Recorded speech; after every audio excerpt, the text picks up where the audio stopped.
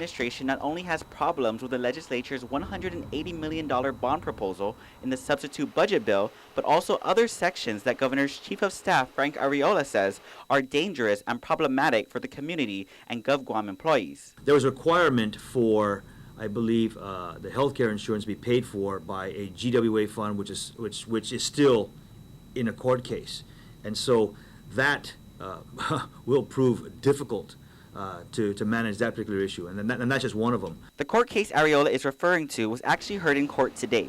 GWA is suing the Public Utilities Commission, which ordered the agency to reimburse the general fund $18.3 million.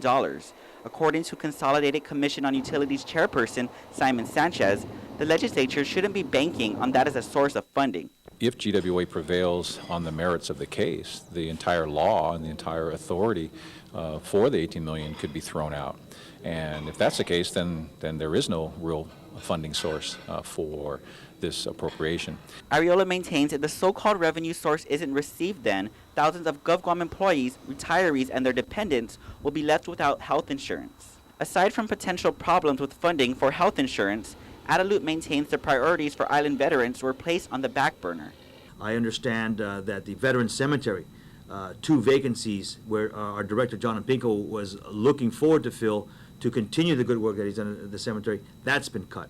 Committee Chair on Veterans Affairs Senator Tom Atta refutes that statement as unfair and inaccurate, defending the governor's original proposal budgeted $18,000 for the operations of the Veterans Affairs Office, including maintenance of the cemetery, which was found to be insufficient. He adds the legislature was not able to fund all the vacant positions, but in the vacancy pool of the substitute budget bill, it sets aside an additional $30,000 for the Veterans Affairs Office, which can be used to hire an additional veteran cemetery worker.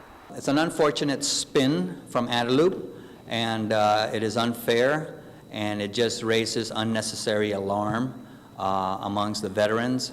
And I myself, being a veteran, certainly will not turn my back on them. Bottom line for the Cabo administration, it's the legislature that turned their back on thousands of taxpayers who've waited for far too long for their refunds. Just today, the Guam Medical Society joined the Guam Chamber of Commerce, the Chinese Chamber of Commerce, and the Mayor's Council of Guam in paying what's owed to the people of Guam. As for the rest of the budget, Arriola hopes to work collaboratively with the legislature to resolve any other issues and bring the government back on its feet. Reporting for Guam's News Network, I'm Ken Quintaniza.